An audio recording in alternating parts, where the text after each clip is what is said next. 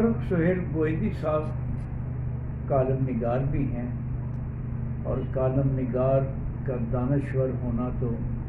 ایک امر معلوم و معروف ہے۔ وہ بہترین سیاح بھی ہیں، انہوں نے دنیا بھر کے دورے کیے ہیں، اور خاص طور پر ترکی کو تو ان کا دوسرا گھر کہنا چاہیے۔ ان کے بارے میں جب پوچھا جاتا ہے کہاں ہوتے ہیں تو وہ ترکی میں ہوتے ہیں، لیکن اپنے آپ کو ترکی تک محدود نہیں رکھتے۔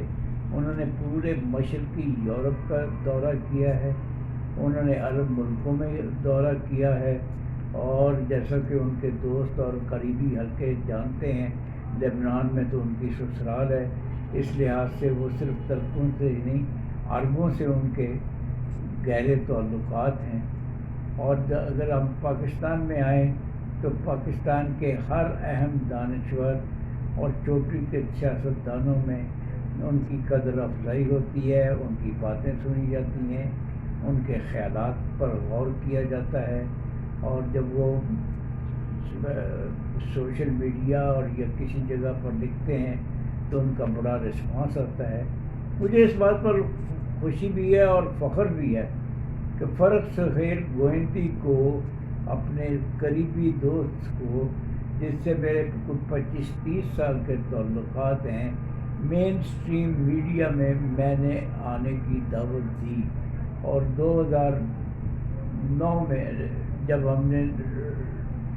روزنامہ نئی بات کا آغاز کیا تو جن لوگوں کو سب سے پہلے میں نے دعوت دی نئی بات میں لکھنے کی، ان میں ایک فرخ سہیل گوئندی بھی تھے۔ فرخ سہیل گوئندی عام طور پر بائیں بازو کے دانشور سمجھے جاتے ہیں، لیکن ان کے اندر اتنی فراخ دلی ہے اور ان کا ذہن اس قدر فراخ ہے، اور کہ وہ دائیں بازو اور دوسرے خیالات کے لوگوں کی باتیں سنتے بھی ہیں، انہیں اپنے خیالات میں جگہ بھی دیتے ہیں، اور پھر اس طرح وہ ایک لبرل اور معتدل شخصیت کی حیثیت سے ابھرے ہیں۔ یہ ان کی ایک بڑا وصف ہے، وہ ایک جگہ منجمد ہو کر ان کا ذہن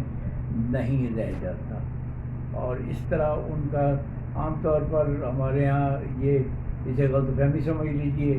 اسے حقیقت کے قریب سمجھ لیجئے کہ بائیں بازو کے لوگوں کے بارے میں خیال کیا جاتا ہے کہ وہ اسلام اور دین سے تھوڑا سا دور رہتے ہیں، لیکن فرخ سہیل گوئندی کے اندر اسلام اور دین کے بارے میں جو جذبہ، جو تڑپ پائی جاتی ہے، وہ میں نے ان کے ساتھ کئی محافل میں کئی جگہ سفر کر کے وہ دیکھی ہے، اور یہ ایک بڑی خوبی کی وصف ہے۔ اور دوسری بات یہ ہے، میں یہ بڑی بے باکی سے یہ بات کہنا چاہتا ہوں کہ ہمارے یہاں زیادہ تر بائیں بازو کے لوگ جو ہیں وہ ہندوستان کے لیے بڑا نرم گوشہ رکھتے ہیں، لیکن فرخ سہیل گوئندی ایک سچا پاکستانی ہے۔ وہ پاکستان کے بارے میں سوچتا ہے، پاکستان کے بارے میں لکھتا ہے، اور اس کی دوسری محبت پاکستان کے بعد ترکی سے ہے، اور ترکی میں بھی وہ اتا ترک سے اتنا متاثر ہے اس کے کارناموں سے، اور اس پر ایک فریفتگی کا عالم طاری ہو جاتا ہے۔ بلکہ کئی دفعہ ہم مذاق اڑاتے ہیں کہ اتا ترک شاید اتنا بڑا آدمی نہیں تھا، اس کے کمزور پہلو بھی تھے۔ گوئندی صاحب آپ اس کو بہت بنا چاہے، لیکن اس کے پاس دلائل ہوتے ہیں، وہ دلائل پیش کرتا ہے، اور اتا ترک نے بھارت ترکی کو آزاد تو کرایا، اور اس لحاظ سے وہ ایک بڑا قائد تھا اپنی قوم کا، اور آج بھی قوم اس کو یاد کرتی ہے۔ تو